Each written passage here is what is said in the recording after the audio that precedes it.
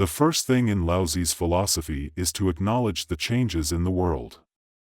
Everything is in a state of flux, and you can experience this by reading the Tao Te Ching. However, amidst all the changes, there is something unchanging, the law that governs change. That is the constant aspect. What is the law that all changes universally follow? It is correct to say that it is the Tao, but in a nutshell, it can be expressed as the principle of reversal. This is the law followed by all things. Everyone has studied and should know that the principle of reversal is the movement of the Tao. In familiar terms today, it means that all things inevitably move towards their opposite. The high will inevitably move towards the low, and the low will move towards the high. Benefit can turn into harm, and harm can turn into benefit. Fortune hides within calamity, and calamity hides within fortune. All things inevitably move towards their opposite. This is the only unchanging aspect, the law that all things universally follow. Heraclitus also had a similar idea. The world is a mass of living fire, eternally kindling and eternally dying. However, the proportionality by which it is kindled and quenched remain constant. So the question is, where can we find these rules? Heraclitus proposed the theory of the logos. When we encounter the term logos, we already know that it is a transliteration of the Greek word logos. But what exactly does logos refer to? Initially, when Chinese scholars studied the history of Western philosophy, they directly translated it as the Tao spoken of by Laozi. However, they later realized that it is different from the Tao described by Laozi. Why is that? It's because Laozi's Tao is ineffable, as stated in the opening line of the Tao Te Ching. The Tao that can be spoken is not the eternal Tao. On the other hand, logos is precisely within language, as it is a Greek term that originally means word or speech.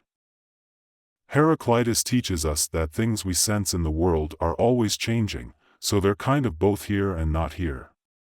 That might suggest we wouldn't share a common world, but hey, look around, we clearly do.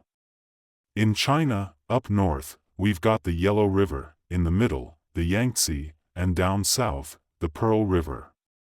These things are real, so we talk about them, chat about this and that. So, how do we all end up in this shared world? Because when people speak, we create a shared world through language. Each person, with their subjective feelings, cannot access a common world. Everyone has their own little world, or we could even say they have no world at all, just chaos. However, when we are speaking, we share the same world, with language giving us that world to share. The never-ending flame flickers on and off, staying in balance while we chat, and that right there is what they call the doctrine of logos. We Chinese can't really call it Taoism or a theory about Tao, because in Chinese philosophy, Laozi's Tao is something you can't quite put into words. But hey, Western thinkers found something in the way they talk that seems to be a common thread followed by everyone in the Western world, so that's what logos is all about, the way they use language.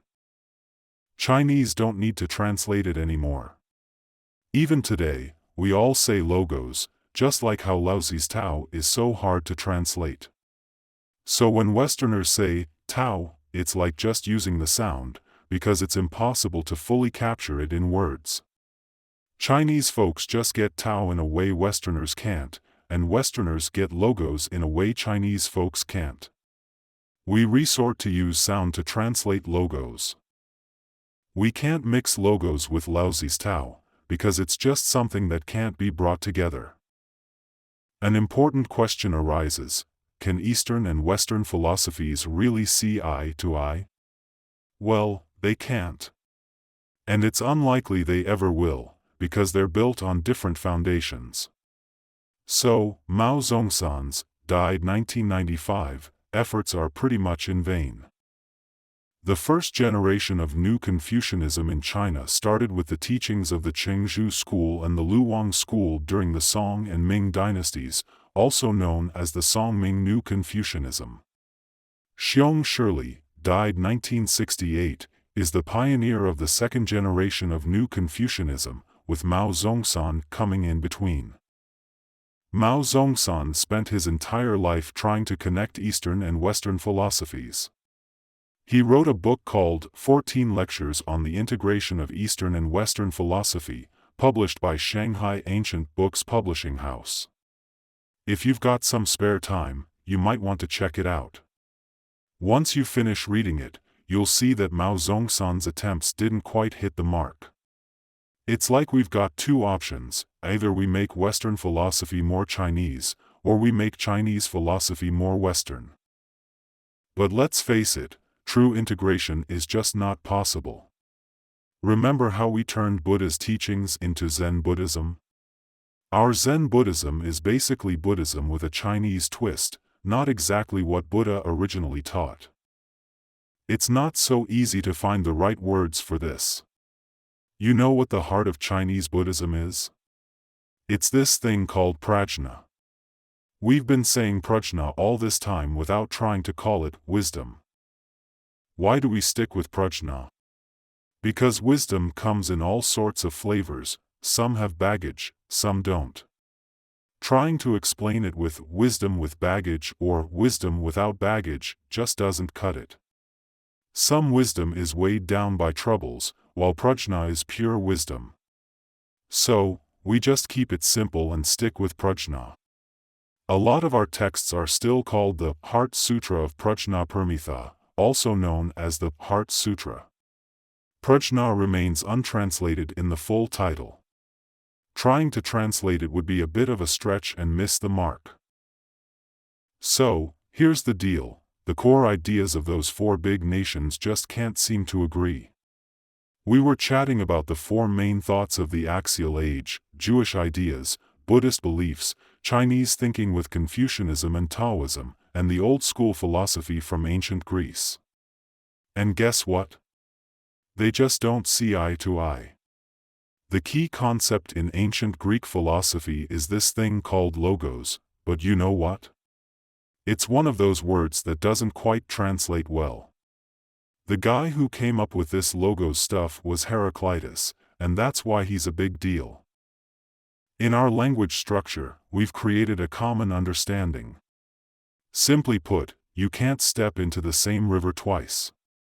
So why do we keep calling it the Yellow River when it's always changing? We say the water keeps flowing, but we agree that we call it the Yellow River because the riverbed stays the same. But how does the riverbed stay unchanged? We all know that the Yellow River has changed course 9 times in Chinese history. So why don't we give it 9 different names? We could call it Yellow River the first time, Green River the second time, Black River the third time, White River. We could give it at least 9 names, but no, we always stick to calling it the Yellow River. Why is that? In philosophy, we're always digging into the deep stuff, like why we say, this is the Yellow River. What's the deal behind that? If we think of language as just slapping labels on things, like calling something the Yellow River because we have a word for it, then let's break down this sentence. We've got this, which means this, and is, which we translate to shi in Chinese. But hold on, we can't think of this is as a math equals sign. That's totally off, making it sound like we're saying this equals the Yellow River. Now, when we say this is in European languages, is the sentence good to go?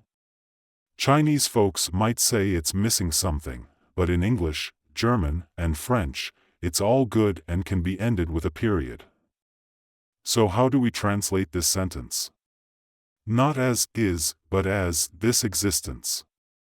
This existence, that's the full deal right there. That's why I was saying it's easier to talk about this in English. For example, if I say a sentence in Chinese, I am, according to Chinese language customs, people would be waiting for what comes after am. Finally, I say it, I am a teacher. Everyone feels relieved because I am stating that I am a teacher. If I only say, I am, people would still be waiting. But if I finally say, I am in this classroom, everyone feels reassured again because I am stating that I am in this classroom. Now, if I don't say anything to follow up, neither, in this classroom, nor, a teacher, and I only say, I am, what are you all still waiting for? You shouldn't be waiting anymore. I am stating that I exist, and that should be enough. I am alive. To be or not to be, that's the question, a famous line from Hamlet. To be means being alive, while not to be means, well, not being alive. The whole life or death dilemma is pretty deep. To be is a pretty big deal, not some random tag slapped on external stuff. Like with the Yellow River, we just label it Yellow River, simple as that. Is just says, hey, it exists. This river here? Yeah, that's the Yellow River. If the possibility of expressing this sentence comes from the description of external things, why limit it to the Yellow River? You must give examples like later becoming the Green River, and then you can say it's the Black River, White River, Blue River, and so on. It can be endless because it is constantly changing. The key word that asserts its existence and stops this variability is. Because this has made a judgment, it has affirmed its existence. As for the specific word used to affirm its existence, Yellow River works too. So here it goes, this is the Yellow River. Now we're talking about a simple sentence with just 3 words, this, is, and, Yellow River. So, Yellow River is like a fancy label stuck on some external thing, while is a bit of a mystery. This mystery needs to first confirm that the external object exists, so we're wondering what is and to be actually mean. They're not just about naming stuff. Yellow River is a naming of an external object. This is a flower is also a naming, but before naming it as a flower, what do you say about it? This is asserts existence, and then it is a flower. So, is doesn't name anything, it is an assertion of existence itself. What is this process called? Categorizing. In this sentence, we find a category. The fundamental unit of thought is called a category, a cognitive category. Categorizing cognitively comes before recognizing external objects, they are assertions. The first category that was found is existence. Who discovered the category of existence? It was Parmenides. Why talk about all this stuff? It's to uncover the essence of human language. Let's not see language as just a bunch of symbols we made up, sticking one to every single thing out there. Like every word is a tag, a symbol stuck onto external things. Then we put these words together to make sentences, so we can chat, keep info, and share knowledge. This way of looking at language is known as the scientific view of language, the scientific perspective. It is a mistake to perceive language solely as a tool or symbolic system. Language is the home of human existence. Humans find their home in language, and within language, we preserve our understanding of our existence. It is through language that we have a world. Animals do not possess a world, they are merely situated within their limited physical environment. Humans, on the other hand, have a world presented to them because they exist within language. This is referred to as the theory of logos or the logos doctrine. Not only does philosophy think this way, even the Old Testament from the Bible talks about how God made humans.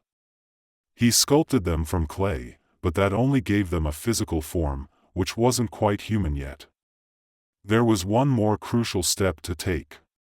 God breathed life into these clay-formed humans. So, what does it mean, breathing life into them? It means giving them language, and that's when humans really made it. This story from the Old Testament holds some deep wisdom, how religion respects language, how Judaism views language. Language is what adds value to human life. Take away language and you take away the world from humans. It shows just how deep and wise this all is. In philosophy, this idea came from Heraclitus' logos theory. His theory inspired Parmenides to delve into the essence of thought itself, categories. Categories aren't just labels for humans, they're actually the most fundamental form of human thinking. In English, we simply call it category. We then explore how categories and objects are connected. We can identify objects, like the yellow river or a rose, because of these categories. Categories really do play a big role in how we understand the world.